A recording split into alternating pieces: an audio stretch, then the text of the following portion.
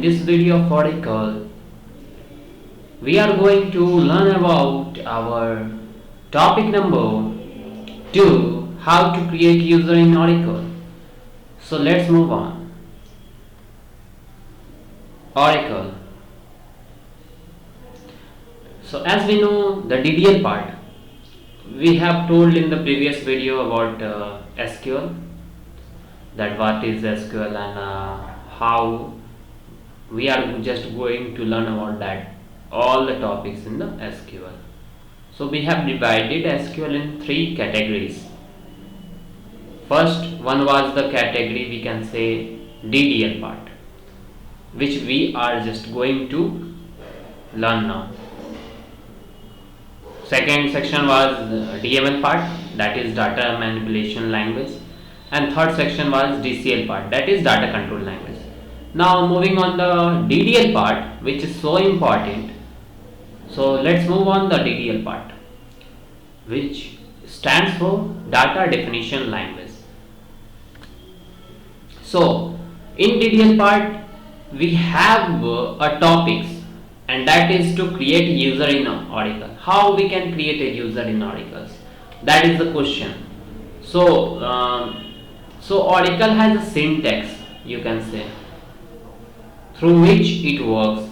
We can say that if we are just going to write after opening Oracle, just write create user name identified by password. So here create is the reserved word. Create is the reserved word by the Oracle. User is also a reserved word. User and name is not the reserved word. It is that name which is provided by the user. Means to say you can provide this name. Identified by is the reserved keyword, and password is not a reserved keyword. It is given by the user, and mostly important semicolon. If you forget to give this, your Oracle command will not run. So use semicolon before proceeding any commands in SQL. So we can say that we have created a user Amrit, which is identifying by Kumar. Here you are seeing that create is a reserved keyword, user is a reserved keyword, but Amrit is the username which is given by the user. Identified by is the reserved keyword, and Kumar is the password of that user. So it means that I have created a username Amrit, which is identified by Kumar. So moving on the things. So you are seeing here that user has been created.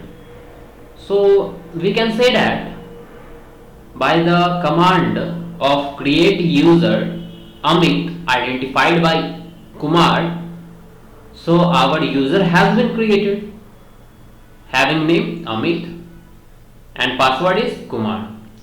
So moving on that we can grant some of the DBS, that we can grant permission to the Amrit, that I am going to grant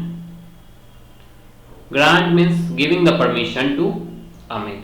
I am giving all the administrative right to username Amrit. This statement means that I am going to permit all the rights to Amrit. So grant DBA is a reserved word, to is also reserved word, but Amrit is a username, or we can say it is not the reserved word, it is that word which is given by the user. So here you can type your username. So grant DBA to Amrit. So grant means I am giving the permission. Full database administrative right to Amrit. So I am granting all the permission to Amrit.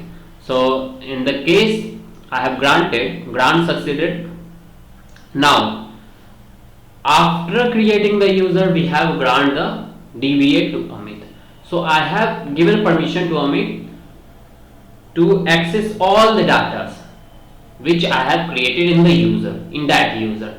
Now, most important thing in SQL is to connect to your user. How we can connect to user? So it's really simple. You have to type CONN, yeah, connect. So you can use the reserve keyword con or connect. So you will have to enter the username and password for it, for the connection of that user. So I have entered the username, which is Amit, and password is Kumar.